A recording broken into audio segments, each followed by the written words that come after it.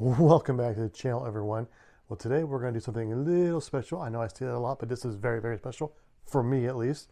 Today we will be building my very first designed Craftsman style kit. Now, folks, this is not for a model railroad. Well, actually it could be. This is 1/32 scale. So if you had an indoor garden railroad, this would definitely work for you. It's made out of very thin plywood, so not the best for outdoor elements, but this I made for my 1/32 scale Carrera slot track layout that I am starting to work on as we speak right now. So without further ado, let's get into building this little snack shack. Before we get started, let's go over real quick what all is included in this concession stand kit. First off, we have our little one-page instruction sheet. Very simple instructions. This is meant to go with this video. The video is going to give you much more detail about how to put this kit together. At the bottom of the instruction sheet, we have some printed signage here. We have two larger signs. These are your choices for your exterior rooftop sign. We have two smaller menu signs. Again, two different choices for your interior menu board. And I also included two very small menu signs. I happen to put mine underneath the order windows, but of course, your kit, you can put them wherever you like. Also, we have a piece of acetate. This is for our one side window. We have a piece of 1/8 inch square stock. This is what I use to attach the roof to the structure itself, and when we get to that, I'll show you how I did that. We also have our two pieces of 1/32 inch basswood. Now, on this card here, we have 8 pieces of corner trim. We have 2 wider pieces of trim. This shorter piece is for the back wall. The longer piece is for the front wall. We have our man door trim and our 2-piece man door. Also on this card here, we have 2 little brackets and a larger bracket. Those 2 little brackets, along with these 2 small brackets, go with our order window shelves. And these larger brackets, there are 3 of them, go with our rooftop signage. And what's left on this card is your window trim and your window frame. Now, the larger pieces of wood, this is 1/16 of an inch basswood plywood. And on this card here, we have our rooftop and we have our rear interior workbench, if you will, or food prep bench, whatever you want to call it. On this card here, we have our floor, and this is our front server bench, if you will. This is the one that fits on the interior underneath your order windows. And we have our window sidewall. On the last piece of 1/16 inch basswood, you have your rear wall, your front wall, and your sidewall with the man door. And this man door piece here is attached. You see, like the window here, the piece that was there is gone. Pitch, you don't get that. This I left attached, like these are gone too, because you need this. Do not throw this away. This is actually the backing wood for your interior menu signs. One thing to note real quick, all of our wall sections, they are keyed. So these fit together very easily, and it's hard to mess this up. Just take note that your side walls have a slant to them. That's for the pitch of the roof. Your rear wall is shorter than your front wall. So as long as you get the design facing outward, you'll know which piece of wall goes to which piece of wall, if you will. Very simple, guys. And when we put it together, you'll see what I mean. Extremely simple. And our last piece that comes with the kit is, well, basically a piece of construction paper that I have cut shingles out of.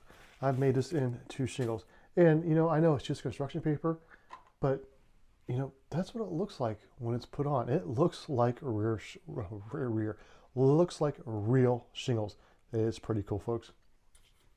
So, now that we see what's in the kit, let's put it together. I'm going to start this build by assembling the main structure first. And we need to start by cutting it out of the wood carrier card here. And I am using a brand new disposable razor for that. I suggest using a new razor to start each project with. Just going to make your life much easier. And I like these disposable razors as opposed to using like an X-Acto blade razor, mainly because, well, one, they're cheaper, and two, these are very stiff. They don't flex like these ones do, which is great for certain applications, but when cutting straight lines, I don't want the deflection that I can get from these blades and cut at angles. So again, I like these ones myself. I buy these off of Amazon. They come 100 per pack. They're actually really super cheap. They're cheaper than buying X-Acto blades. As a matter of fact, I will stick a link in the description so you can pick some up for yourselves if you want. Okay, so let's get this cut out real quick. It's easier to cut from the back side because you can actually see the tabs.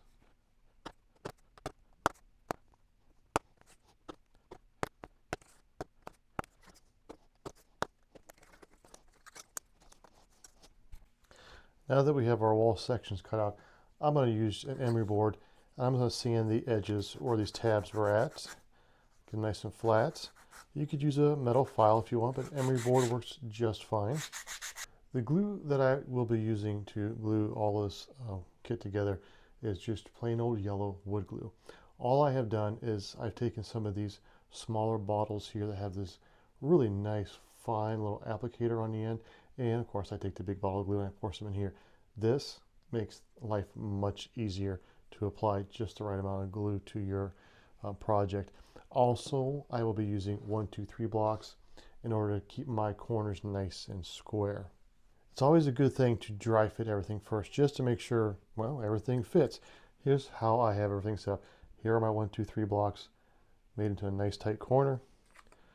We are going to start with the window side, tall side with the front wall. As you can see, when you start putting it together, you can see what surfaces you need to put glue on. So it's going to be on this surface, and on this surface right here on the edge. Now here's the nice thing about these little bottles. Nice little bead of glue. Now I don't leave the glue beaded up like this because it will squirt out everywhere and make a mess, and could ruin your paint job, especially if you're planning on staining. So I just take my finger and I tap it to get a lot of the glue off, to pre-squish it, if you will. And just like Elmer's glue, you can just rub it off between your fingers and get rid of it real quick. So again, let's put her together real quick here. Throw her in our little square jig.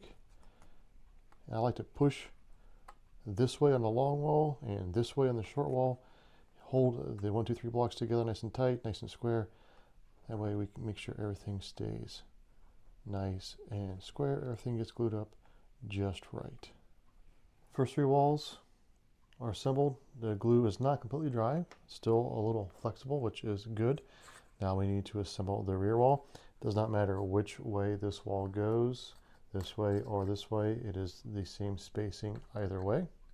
Let's put together our little workbenches, our little cabinets, if you will. And like our main structure walls, the benches or the cabinets, the sides are keyed, so they fit together just like that. And just like the wall sections, a little bit of glue on the end.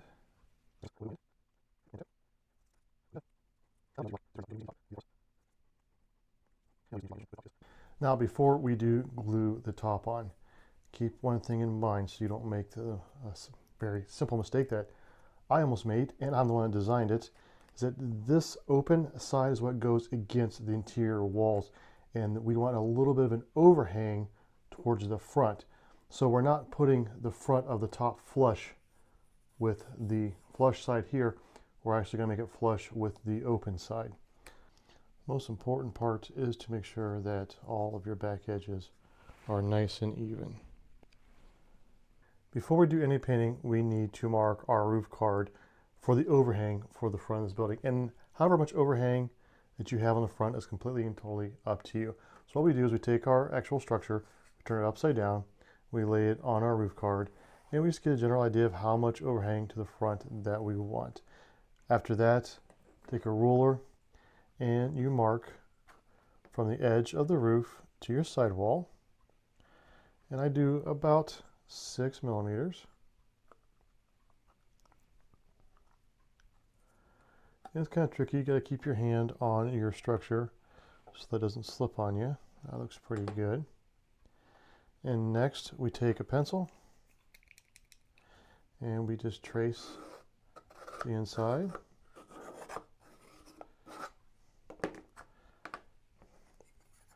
Now we have our inside.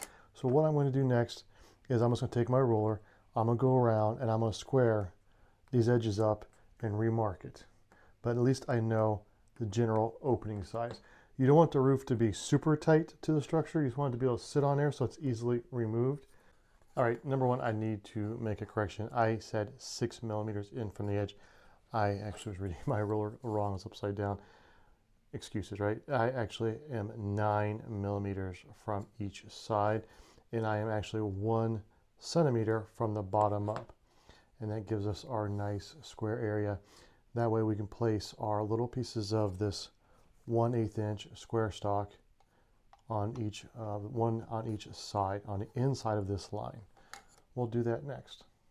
This piece of 1/8 inch square stock is 4 inches long, or it's about 10 centimeters long. Basically, we're just going to cut it into 4 equal size pieces. And now that we have 4 relatively equal pieces, and it doesn't have to be perfect, it's time to glue them onto the inside of our roof card. And just make sure that you are gluing them to the inside line. And I like to give it just a little extra space. I don't glue it right up to the line. It's super close. That way we have a little bit of wiggle room. Time to start painting. Now I do know that I do things maybe a little bit differently than what you've seen others on YouTube do. A lot of people paint their walls when they're still flat and they brace them and everything else, and I do that as well. However, with this kit and doing this video, I want to get it done kind of quickly. So putting the structure together like this allows me to paint the interior first, and while it is still drying, I can start painting the exterior because I'm able to set it down like that and not have to worry about setting it on flat surfaces and wait for it to dry completely. So with that being said, let's get started. For the interior of the structure itself and for the section of the roof that's going to be the interior, I'm going to paint it just a plain white. Nothing fancy. Paintbrush, cheap craft acrylic paints, and we're going to give her a paint job. The white interior has been painted. And here, just real quick, I want to show you what the roof card looks like. As you can see, I just painted the small section here white. That way when you put it all together, when you look inside, it works just fine, just like that.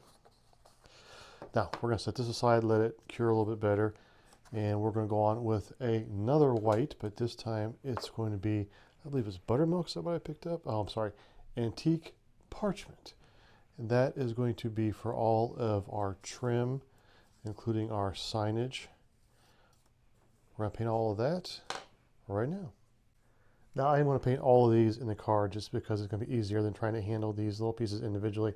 However, most of these pieces are going to be painted on both sides. So it's going to take a little while to get this one to dry. But here we go. Nothing hard. You guys have painted before. Just not going to put a whole lot of paint on the brush. I don't want to make a mess. And as you can see, this thinner 1/32 inch wood is starting to bow because it's getting wet on one side. Once I paint the other side, it'll start to lay back down flat.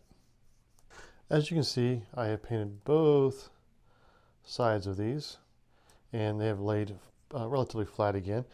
Some of the parts did not need to be painted both sides, but I wanted to get them flat, so instead of just getting them wet with water, I figured, hey, I got the paint out, let's just paint them flat, right? All right, so we need this paper to paint these other smaller pieces here, but right now this is drying. So what I'm going to do is we're going to come back to our main structure, and we're going to get the paint on the outside of that and on the edges of the interior roof structure. So I'm using this light avocado, again, just a cheap craft paint. This time, unlike my other building, which I took the wide brush and I just painted it really heavy, I'm going to take a thinner brush and we're going to put it on kind of like one board at a time to make it look a little more weathered than the first building. So we're going to see how this is going to turn out. So I'm going to dab some paint in, take a lot of the paint off.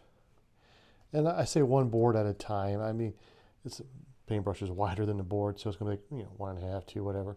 But we're just going to kind of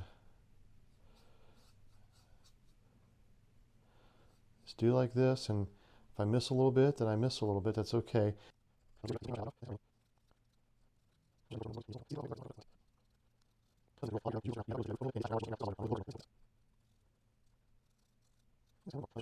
Now that I have everything painted up, it's time to start some of the assembly. The first thing I want to do is I'm going to start by gluing in our benches to our structure. As you can see, I still have a bit of a curve in the front wall, and I'm hoping gluing this long bench in will help straighten that curve out a little bit. After that, then we'll start gluing in or on some of our trim. Very simple. This is our rear wall bench or cabinet, counter, whatever you want to call it. And put some glue on along the back side. And it doesn't matter, you want to center it or whatnot. I like to offset this one a little bit. So that's exactly what I'm going to do. Kind of get her in there. And I want it flush with the floor, or what's going to be the floor. So it's flush with my workspace right now. I have both benches glued in, and hopefully you can see now how by gluing these benches in, it has squared up this structure quite nicely. The next thing I would like to do is I'm going to glue the door front to the door back. I'm not going to show it. It's pretty simple to do. You just basically glue them together like that. And then we're going to go around and we're going to glue all the trim on. Let me get this glued up first, and we'll come back and we'll start gluing the trim on. I'll show you a little trick I use to get the trim relatively square in the windows. We're going to start by gluing on a little side window trim here. So again, very simple. I'm using the wood glue, and I'm just going to go around just a little bit here. Don't take a whole lot.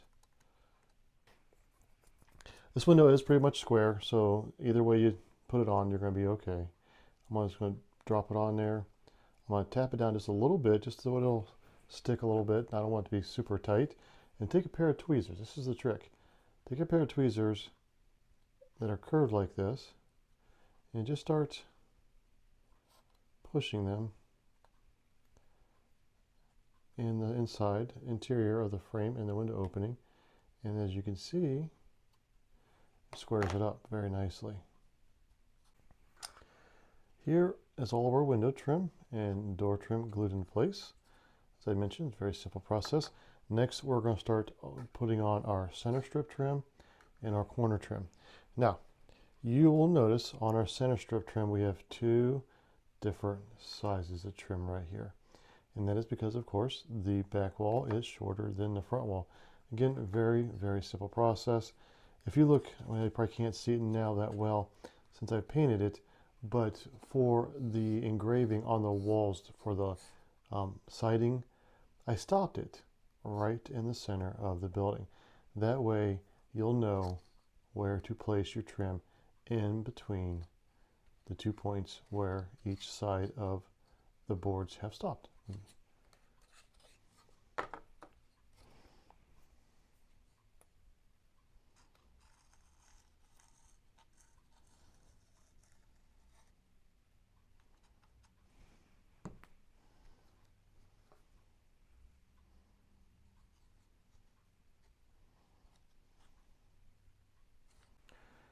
Now onto the corner trim. And we have two different sets. Front set and a back set. And just like our center trim, the back set is shorter than the front set. Now, this is going to be completely and totally up to you how you attach it. For me personally, I am going to attach on the side walls right up to the edge of the front and to the edge of the back wall. That way, when I attach the front corner trim, it will overlap a little bit onto the side trim. I want to do it that way because the front walls are so narrow between the window openings and the side walls. It gives you just a little bit more space and it won't look so tight. So we're going to do one of the front walls real quick. I'll show you what I'm talking about.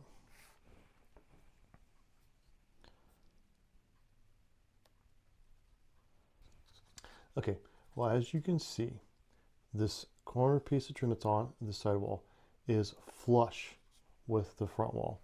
Now, when I put the front wall trim on this corner, I'm going to overlap it onto the sidewall trim. As you can see now, I have a little bit more of a space between the trim and this window opening. If I were to do it the opposite way, see how narrow that looks? It just doesn't look quite right. So let me get this glued on and I'll show it to you again. And here is what it's going to look like when it is glued on. We're going to do all 4 corners like this, so the other 3 left. So we glue on the side trim even with the back wall, side trim even with the front wall and the back wall, and the front trim and the rear trim overlaps the side trim. Just like that. And here is all the corner trim attached. I love how this looks all rustic the way I painted it. Looks like something that's been at a racetrack for 50 years. Love it. Okay, now next thing I want to do is I want to install the door. It's the nice thing about the basswood, I mean, it does warp a little bit when you get it wet with the paint, but it straightens out very easy. It's a little flexible. Just got to be careful. Now, I will say that since I painted the door and I got the door edges painted, and of course all this was painted, these tolerances are really tight, so I had to come in with an emery board and sand the 2 side edges and the top edge of the door and sand the door frame itself just to get rid of the paint, basically. And now that that's done, you see just now how nice and tight that door just fits in there just perfectly. The cool thing is you can glue it in like this if you want to. You could glue it partially open if you wanted to. It's all up to you. I'm just going to glue mine completely closed. It doesn't take too much glue. What I like to do is I'm going to run just a little bit of glue kind of in the center here and touch it with my finger like I showed you 100 million times. Then I'm going to push the door in from the front, or actually I'm going to try to slide it in and push it from the front at the same time. That way it pushes any glue more towards the inside where it can be much more easily hidden. All I'm doing is I'm trying to get the door sit kind of as flush with the interior as possible. That way we have just a little bit of a gap between the door itself and the door frame to make it look, or door trim I should say, to make it look, you know, more 3D, more depth to it, so it looks more realistic.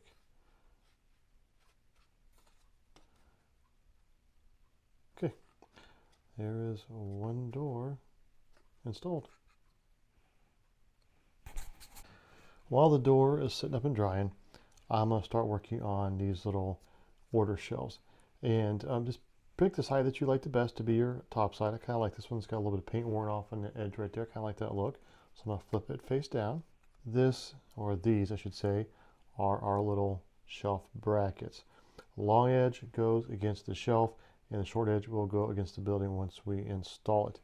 A little helping tip here, again, use something that's square to press your shelf up against, and having a nice pair of tweezers will help immensely as well. Hold your shelf, some more glue,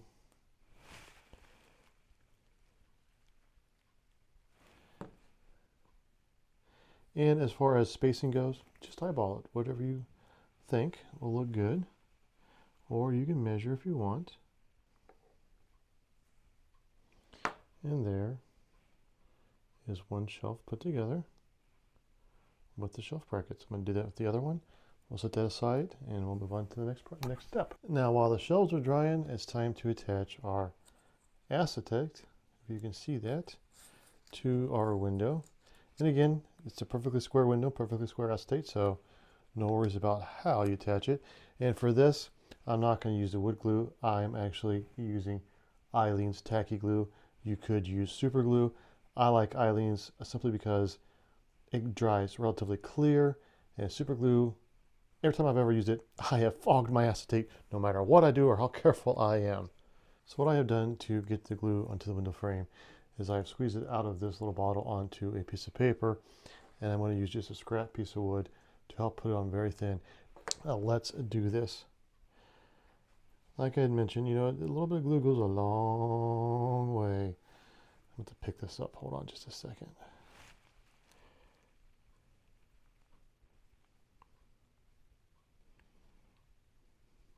Now that I have the window in my hand, grab my tweezers here, make it a little bit easier. I'm going to just lay this on here. Try one shot, one deal kind of a thing going on there. You don't want to slide it around, that's how you can mess it up with the glue. And we're just going to tap it down. This is the door cutout that I told you guys to keep, and that is going to be the backer for our interior sign. And this is our main rooftop sign backer. And again, we're using our trusty old wood glue to get rid of any lumps. We don't want a lumpy sign. And we will carefully put our sign down, just kind of tap it in place. And just try to square it up as best you can. There's our rooftop sign. I'm going to flip that one upside down. I'll grab my other 1, 2, 3 block. Put some weight on it. These things, guys, if you don't have any 1, 2, 3 blocks or square pieces of metal like this to use for your model building, I highly recommend getting some. As a matter of fact, I'll stick a link in the description below if you want to check them out. We're going to do the same for this sign as well. Just add the glue. Okay, next, let's glue on our little order shelves. Let's get the glue on. And me, I like to just attach these right up against the window frame. Just again, I'm eyeballing it to center it up.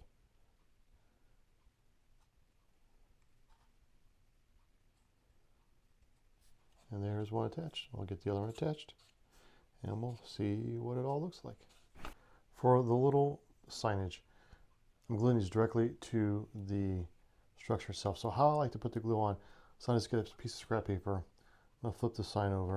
I'm going to take my wood glue, and you can use Elmer's glue, whatever you want. So I'll put a few dabs around this thing. And I'm going to just take my finger and run it one way while holding it down. Hold it down, run it the other way off the edge. That way it helps to keep having glue from going underneath and getting on the front of your signage. Pick it up with my tweezers, and there we go. And I have it upside down. Glad I looked real close. So, got the glue on. Just going to place it where we want it to be on our structure. There it is, glue on. I'm going to do the same thing for the other side. Of course, I'm going to use a clean side of the paper so I don't put it in glue, and we'll glue it on too, just like that. Our window acetate is dry in our window. As you can see, nice and clear. The Eileen's works pretty daggone good. And I have taken our menu boards, put them over, and I trimmed the edges with a razor. Next, we're going to take our rooftop menu, and we need to attach our frame brackets that will attach this to the rooftop. So make sure you got your menu facing the right way. So this is up, legible wise, right? So this is going to be the part that's going to be on the roof. Again, with a 1, 2, 3 block. And these frames, as you can hopefully tell, you have a flat side and you have a curved, not a curved, but a sloped side. And the sloped one is just a tad bit longer than this flat side. And again, that is to allow for it to sit up straight with the curve of the roof. So, in essence, flat side down against the bottom. We're going to push it against our 1, 2, 3 block. The nice thing about these blocks, there are little holes drilled in them, so that will allow this longer leg to slide in to the hole and allow the shorter leg to get nice and flush against the 1, 2, 3 block, which means it's nice and even with the bottom of the sign. And as usual, we're just going to eyeball it. And there's one frame on. 2 more to do, one in the center and one on the other side. And here are all 3 of our little frames glued to the back of our sign and dried up. And as you can see, just eyeballed it, and it doesn't have to be perfect because this is like a homemade concession stand anyway, so I like the way it looks. Okay, next we're going to take our interior sign and glue it to our back wall. I take it, I kind of want to center it, have it up a little bit high, but I do want to make it a little bit better than just eyeballed. So I'm going to take my ruler and I am going to measure. Excuse me if you see my head. Okay, we're 5 millimeters on that side and 5 mil on that side. Now we're just going to press her in place. Next up is to install our window.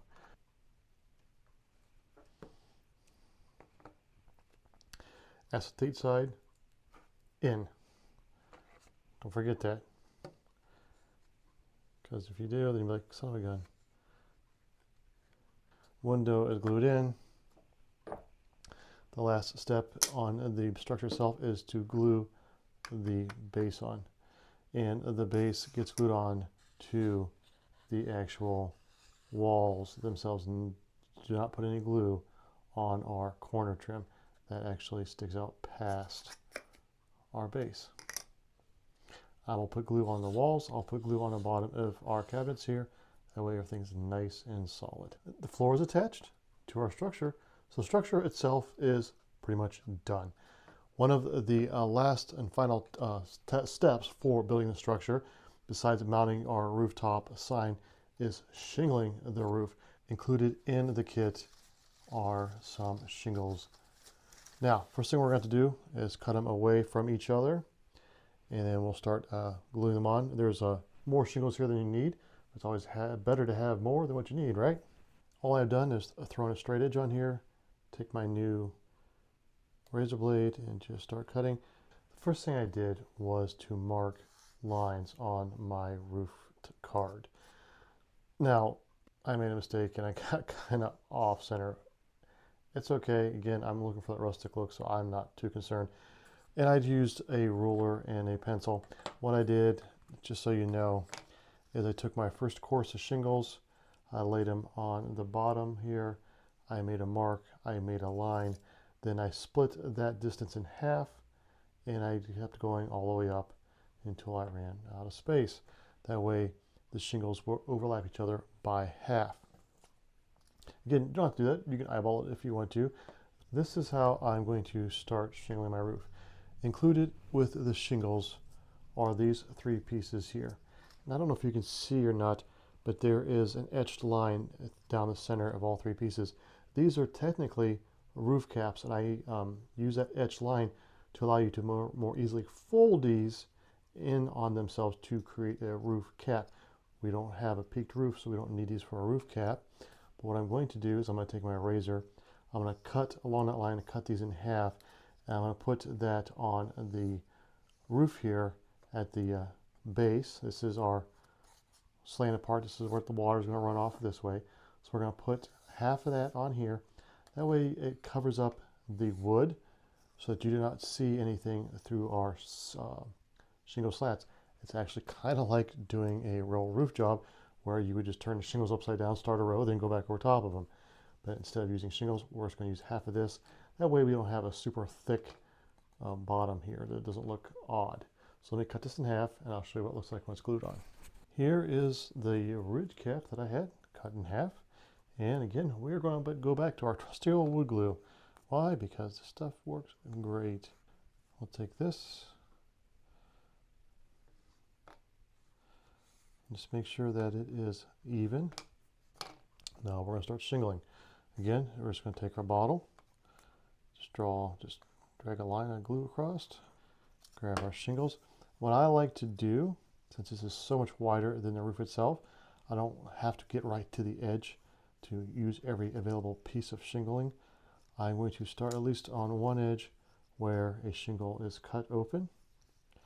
That way we have one nice neat starting point, and we'll place the upper edge of this shingle to the line, or you could also just make sure it's even with the bottom, because that's how it was set up. Next, a set of shingles. Now, of course, like on a real roof, we want to offset the cut openings to be in the center of the shingles below them. We do not want the cut openings to line up with the cut openings. I'm sure if you're building this, you're old enough to realize that. Again, line the top up with the line above. And there is our first 2 courses of shingles attached. Taking the time to do the lines does make us go just a little bit faster. You don't have to eyeball it quite so much, but this is rinse and repeat all the way to the top. When we get to the top though, we are going to take the other half of our ridge cap and kind of make it fit and look right to finish it all off. But I'm not going to waste any more of your time by watching me do this whole entire roof. So I'm going to get her done, and I'm going to show you what we do with the top of this when we get to that point. The shingling is done. It wasn't as bad as I made it out to be. It only took me a few minutes. But as you can see, the top looks odd because you have half shingles and then a blank spot. And there's no 3D effect because there's nothing on top of it. That's why we're going to come back with our other half of our ridge cap.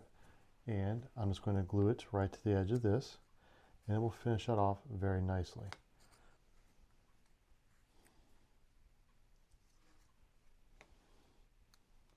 We're going to let all this glue set up real well.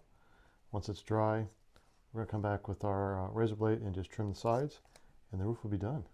The shingles have dried, and this, for me, is my favorite part. The reveal of the roof. Let's take one more look at it real quick with all this mess. Flip her over, take our nice sharp razor, and keep it at a very low angle. Pressure on the roof. Okay, ready? Big reveal. Boom. Look at that. That came out really slick, didn't it? And just think, if you put some weathering powders on here, oh man, the sky is the limit. Very, very last step is going to be to glue on our rooftop sign. And yes, I am gluing these directly on top of the shingles. A lot of you might think, hey, you should probably glue it to the wood. You could. But we're not playing with these buildings. They just sit as a display. And putting this on first and trying to shingle, oh, that would just be a nightmare. So we're just going to glue it. You got this top piece here. It's glued down pretty solid. So it's almost like a piece of wood itself now. And that's going to get this long edge. And yes, again, we are just going to be eyeballing it. And that is the roof glued on. And that is our building finished. So here is the building we just built. Again, here are our little concession stands. This one I built beforehand. This one I built on the channel here. You just watched us do it. Very easy build. And there's so much more room. You could put more signage on the back here if you wanted to. You know, I have this planned on being against a backdrop, so you're not really going to see it on my layout. But if it's going to be more open, more room for signage. And the weathering is unlimited. Weather the roof, more weathering on the building if you want, or make it look brand spanking new if you want to do that too. The sky's the limit, folks. Love these things. With that being said, thank you again for spending your time with me. God bless and take care, everyone.